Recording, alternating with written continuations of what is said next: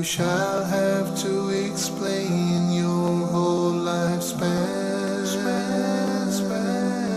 What you did in the open and what you concealed.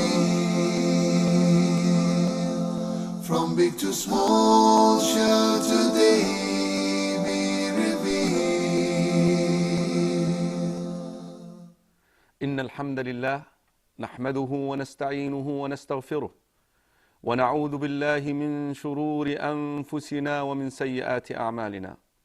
من يهده الله فلا مضل له ومن يضلل فلا هادي له، وأشهد أن لا إله إلا الله وحده لا شريك له، وأشهد أن سيدنا ونبينا محمدا عبد الله ورسوله.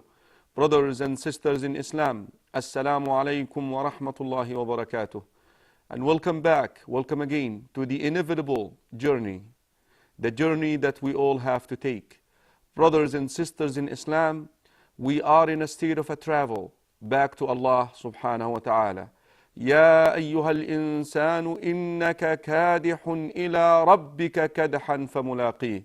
O mankind, you are in a state of continuous travel back to Allah subhanahu wa ta'ala, and you will meet your Lord insha'Allah. Listen to Ali ibn Abi Talib radiyallahu anhu, as Imam al-Bukhari compiled. He said, إِنَّ أَخْوَفَ مَا أَخَافُ عَلَيْكُمْ. The two things that I fear most for you. اتِّبَاعُ الْهَوَى. Following your whims, following your desires. وَحُبُّ الدُّنْيَا. اتِّبَاعُ الْهَوَى وَحُبُّ الدُّنْيَا. As for following your desires, will make you refuse, reject the truth, will make you always argue with the truth, will make you always distracted to follow the truth. And as for the love of this dunya, حُبُّ الدُّنْيَا, it will make you forgetful of the hereafter. Listen, ارتحلت الدنيا مدبرة. This life is now departing. Yes, every single day that passes by you, you're already one day into the journey. You're already traveling one day, or one day of your journey has been already taken out. One day of your life has been already taken out. ارتحلت الدنيا مدبرة. You are facing the hereafter. You are facing the graveyard. وارتحلت الآخرة مقبلة. And you are, the hereafter is facing you wherever you go. فكونوا من أبناء الآخرة ولا تكونوا من أبناء الدنيا. Be amongst the children of the hereafter. Don't be amongst the children of this dunya. Because today, actions and there is no reckonings. فاليوم عمل ولا حساب وغدا حساب بلا عمل. Today is actions. You work, but the reckoning is not yet here. But in the day of resurrection, it will be a reckoning without actions. What Ali ibn Abi Talib radiyallahu anhu meant by this statement, that this dunya must be utilized in order to have the hereafter. And this is the concept that we must realize as Muslims in order to correct and adjust our perception regarding this dunya. Brothers and sisters in Islam, whatever you have in this world, whatever you achieved, whatever you accomplished, it is wealth, it is health, children, you're always living with two fears, and whether you like it or not. Fear number one, it will go away from you. While you are at the peak of your health, you're always concerned that you will become sick. While you are so rich and wealthy, you're so afraid that you're going to be poor again. And we know these days how easy it is. All it takes, the stock market went bad and you lose everything. You live with that fear. This is one. So the fear that what you have, it will go away from you. The second fear, that you will be taken away from it by death. You're always threatened by death. You see, this is what makes the dunya uncomfortable for us. Now, compare this with the hereafter. In the hereafter, whatever you have will never go away from you. وَذُلِّلَتْ قُطُوفُهَا تَذْلِيلًا. Scholars, they say that you pick a fruit from a tree, another one grows. Allah is the provider. Add to this, in this dunya you have to work for it. In the hereafter there is no work. Nor you will be threatened to be taken away, because there is no more death in the hereafter. There is no more death in Jannah. At dunya, this world, regardless of how long it lasts, it's short. It is short. Regardless of how excellent this world is, it's still despicable. Regardless of how long the night lasts, dawn will come. Regardless of how long you live, there will be a time when you enter into the graveyard. And we know, as the Rasul sallallahu alayhi wa sallam said, the hadith that Uthman ibn Affan radiyallahu anhu narrates, Al-qabru awwalu manazil al-akhirah. The graveyard is the first stop in the hereafter.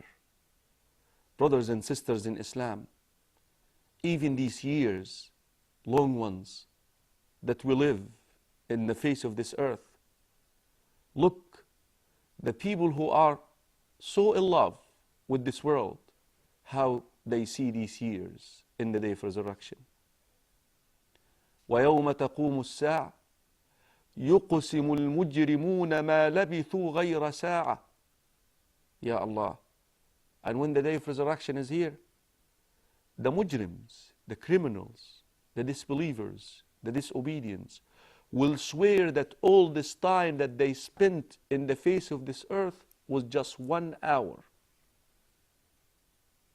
وقال الذين أوتوا العلم والإيمان لقد لبثتم في كتاب الله إلى يوم البعث وهذا يوم البعث فهذا يوم البعث ولكنكم كنتم لا تعلمون. The people of knowledge, the people of faith will remind them, no, you stayed for longer than that. Brothers and sisters in Islam, يقسم المجرمون ما لبثوا غير ساعة. In Surah Yunus, ويوم نحشرهم جميعا كأن لم يلبثوا إلا ساعة من النهار يتعارفون بينهم. All these years we live here is going to sound like 1 hour. يتخافتون بينهم إن لبثتم إلا يوما نحن أعلم بما يقولون إذ يقول أمثلهم طريقة إن لبثتم يتخافتون بينهم إن لبثتم إلا عشرا. The disbelievers, in their way to the place of gathering, they will be whispering to one another, we stayed for 10 days in this dunya. Allah tells them, I hear your talk, your consultation, your speech with one another. The best of you will say, it has been only 1 day. So, this is how all these years in this world will sound. And that is why the world becomes cursed.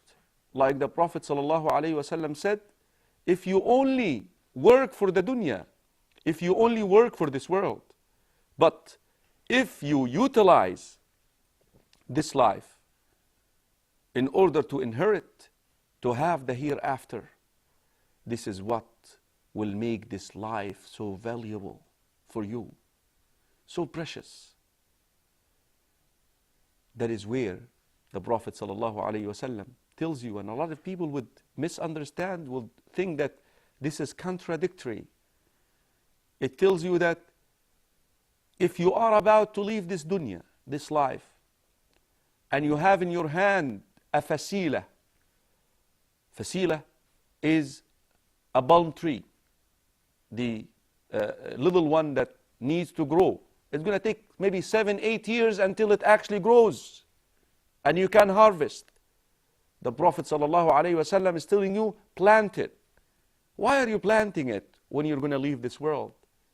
Because you want to harvest this in the next life, in the hereafter, not in this world. Brothers and sisters in Islam, anything that you do in this dunya should be, insha'Allah, of benefit to the hereafter. If you always have that attitude, bi'idhnillahi ta'ala, you're going to fall in love more with this dunya. You're going to enjoy it more. And you will work hard in order to have the hereafter.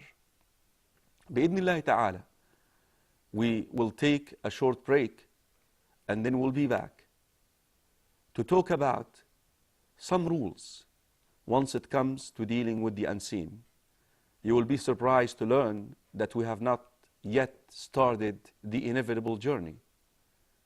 Insha'Allah, we will start this the next episode. All these 5 episodes were meant to be an introduction to the whole series, insha'Allah, to the whole series of episodes that covers the phases of the inevitable journey. Bi'idhnillahi ta'ala, after the break, we want to address a very important issue, which is how to deal with matters of unseen in our iman, in our deen, in our Islam. Because all the issues that deals with the inevitable journey are unseen. Now, what are the rules once we talk, once we hear matters of unseen in this religion? Insha'Allah, we'll see you after a short break. Join us, the inevitable journey. Assalamu alaikum wa rahmatullahi wa barakatuh. The scale of justice will be broke before man. Now you shall have to explain your